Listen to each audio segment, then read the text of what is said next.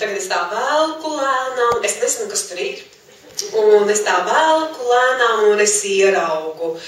Jāsaka tā, mentors leģenda Ivona Ķezbere, un par viņu tika rakstīts vairākas vēstules, bet uzvarēja Gata Pastara vēstule.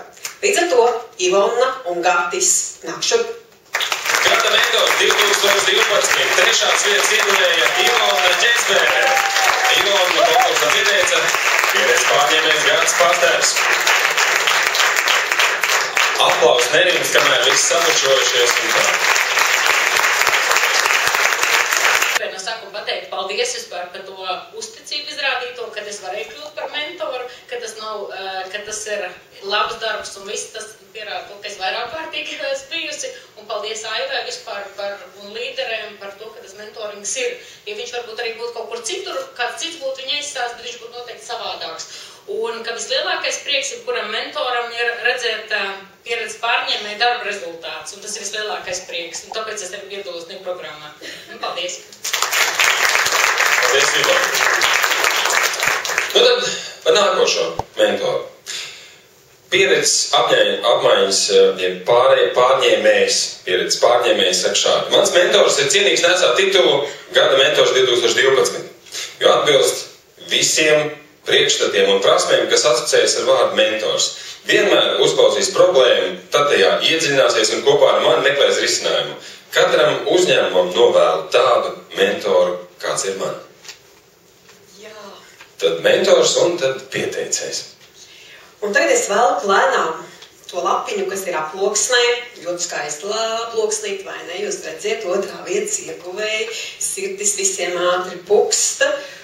Un jāsaka tā, ka ir mentors, kas varbūt nav vēl šobrīd leģenda, bet es domāju, pastiedzot un saņemot otro vietu, būtu tāds kā pienākums atstrādāt un kļūtu vēlāk leģenda. Un kā nekā tā ir Māra Špicberga. Un konkursam pieteica. Konkursu pieteicējs ir Toms Bergs. Toms ir. Ja Toms nav, tad droši vien, ka Mārai mēs varam uzticēt. Pirmkārt, paldies liels, paldies Tomam. Paldies visiem par iespēju. No sevis gribēju teikt, vajag dzīvot tā, lai tevis nekad nav par daudz, bet ja tevis vajag, tad tev noteikti ir jāiet. Paldies.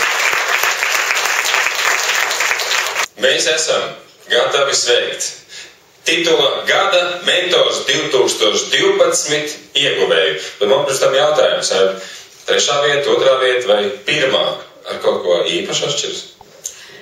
Jā, pirmā vieta atšķirsies no visām mīļajām, skaistajām dāvanām un Kalnietes skaisto burvīgo ceļojumu uz Briseli. Ir tradīcija. Mums nav jālasa grieķu mitoloģijas, mums nav jālasa ne spāņu, nekādas citas. Latvijā, latviešu tautas dziesmā, ir ielikts mentorings. Tā ir ābele un ābolīši. Un ik gadu, kad ir bijis gada mentors, saņem šo ābeli, kas ir speciāli veidota tikai vienā eksemplārā. Un varbūt pēc daudziem gadiem, kad es būšu pensijā, mēs varēsim pasēdēt kopā ar mentoriem, padzert ābeļdārzā ar skaistām stiklotām ābelēm un skaistiem apakšā ābolīšiem. Paldies!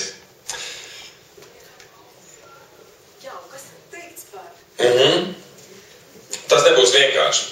Par šo mentoru tika saņemti veseli 4 pieteikumi no viņa pieredzes pārņēmējiem. Bet izšķirošajā pieteikumā, kurš saņēma visaugstāko žūrijas pārstāvu vērtējumu, šis mentors tiek raksturots šādi. Īstenībā, jo vairāk domāju par savu mentoru, jo vairāk nonāku pie slēdziena, ka viņš tiešām ir zelta cilvēks. Un atskatoties pagātnē, kad pati sev vai kāds cits man uzdod jautājumu, kā es to visu zinu, jo augstskolas izglītība vēl aizvien nav sanācis iegūt.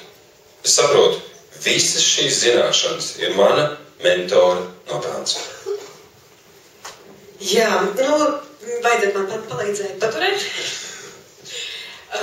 Ņemot vērā, es tagad vilkšu pavisam lēnu, un sirdis pavisam pukst visiem mentoriem sirdīs, jo gada mentors vienmēr būs tikai viens.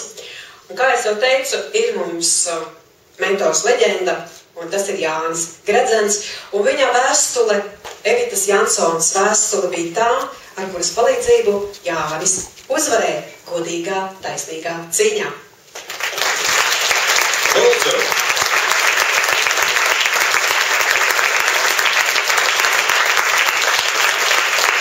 Jānis Gredzens un pieteicēja Evita Jansone.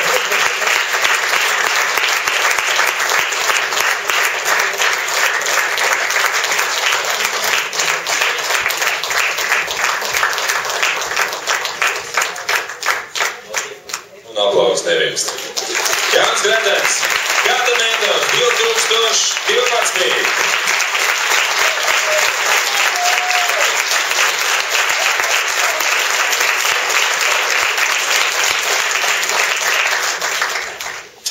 Gada mentors par to, kā kļūt par gada mentoru. Jā, nu viss ir skaisti, vienkārši jāaudz jābūt. Un faktiski man ļoti patīk šīs, teiksim, lietas, kas saistās ar dārzkopību, ja, jo viena lieta ir, teiksim, dārzs un tā tālāk, un nākošā lieta ir visas sievietes un meitenes, kas šeit apkārt sēd. Tas ir arī tāda, nu, kopjama vide un audzējuma. Bet ja nopietni par visu šo darīšanu, kas saistās ar uzņēmējdarbību, ja, tad ir tā, ka, nu, patīk tā lieta, laikam, un tāpēc sanāk vienīgi tas vārds leģenda, likās, ka jau jāsāk kaut ko domāt. Iešana kaut kur tālāk, jā, bet, nu, okei. Jā, un, protams, ļoti liels paldies līderei, jā, un prieks, ka līderi arī jau ir, nu, jau 10 gadīgi, un es domāju, ka tagad būs, nezinu, cik gadīgi, bet, nu, Aiva to kuģi vada un viss notiek. Un prieks arī par tiem, kas iesaistījās, kuriem es varēju palīdzēt, un arī visiem pārējiem, kas nodarbojas ar šo svētīgo lietu, mentoringu, kas skan varbūt ļoti nelatviski, jā, un, nu, ar to darba audzināšanu nezinu, bet tā dārza audzēšana man patīk labāk. un lai tie, teiksim, ābelēm gan ir ziedi, gan āboli rudenī. Lai mums visiem izdodas.